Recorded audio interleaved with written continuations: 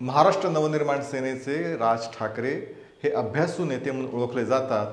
मात्र अशा अभ्यासू नेत्यांनी हिंदी भाषेच्या अनिवार्यतेबद्दलचं जी प्रेस कॉन्फरन्स आज घेतली ती न समजण्यासारखी आहे, केवळ राजकारण करण्यासाठी आहे का असा प्रश्न उपस्थित करणारी आहे आणि वस्तुस्थिती न स्वीकारणारी आहे। या प्रकरणाची वस्तुस्थिती अशी आहे, मुळामध्ये महाराष्ट्रामध्ये मराठी भाषा ही कंपल्सरी पहिली आहेच, दुसरी भाषा इंग्रजी आहे आणि तिसरी भाषा हिंदी भाषा ही शिकण्यासाठी उपलब्ध आहे। ज्यांना हिंदी भाषेशिवाय कुठलीही भाषा शिकायची आहे त्याला ती भाषा शिकण्याची परवानगी आहे। म्हणजे तिसरी भाषा ही हिंदी कंपल्सरी अनिवार्य नाही।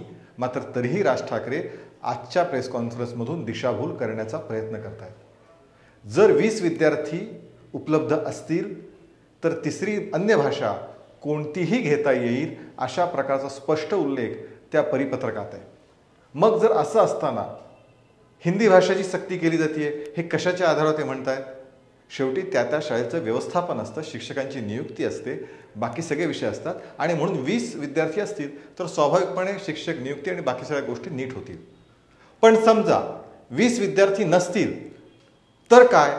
तर 20 विद्यार्थी नसतील त्या विद्यार्थ्याला सुद्धा तिसरी भाषा हिंदीशिवाय दुसरी शिकायची असेल तर त्याला ऑनलाईन पद्धतीने ती भाषा शिकण्याची परवानगी आहे, ती शिकवण्यात येईल। त्यामुळे समजा 20 पेक्षा कमी विद्यार्थी आहेत तरी सुद्धा त्या विद्यार्थ्याला हिंदीशिवाय तिसरी भाषा शिकण्यात येईल।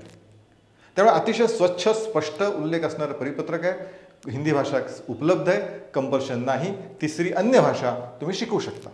आता पुढचा मुद्दा, वारंवार ते गुजरातचा उल्लेख करतात, गुजरातमध्ये असं आहे, गुजरातमध्ये तसं आहे। प्रत्यक्षामध्ये गुजरातमध्ये सुद्धा तिसरी भाषा म्हणून हिंदी भाषा आहेच। तिथे हिंदी, इंग्रजी, संस्कृत या भाषा सुद्धा शिकाव्या लागतात। गुजराती माध्यमाच्या ज्या तिथल्या शाळा ज्या आहेत त्या गुजराती माध्यमांच्या शाळांमध्ये हिंदी, इंग्रजी, संस्कृत भाषा शिकावी लागते, 4 भाषा।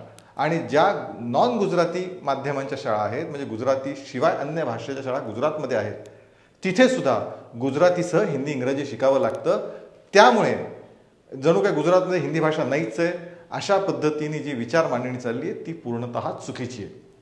मुळामध्ये असं आहे की खरं म्हणजे इंग्रजी भाषा काँग्रेसच्या काळाकडे दुसरी भाषा झाली, जगाच्या पाठीवर इंग्रजी भाषा अधिक बोलली जाते, आपली मुलं त्यासाठी तयार झाली पाहिजेत, तर स्वाभाविकपणे इंग्रजी असली पाहिजे दुसरी भाषा। तिसरी भाषा आली, ती तिसरी भाषा सुद्धा त्या भाषेची तोंड ओळख आहे, ती भाषेचं प्रचंड मोठं काहीतरी ग्रंथ त्या विद्यार्थ्यांना शिकवले जाणार नाही आहेत, ही वस्तुस्थिती आहे।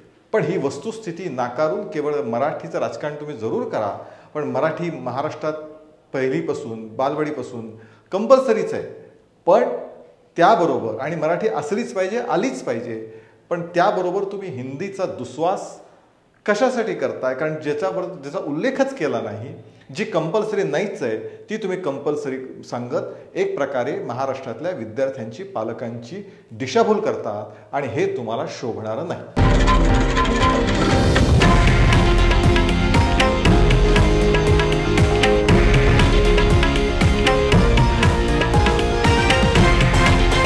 हे आहे देशातील नंबर 1 न्यूज नेटवर्क आणि आपण पाहत आहात TV9 मराठी, एकमेव।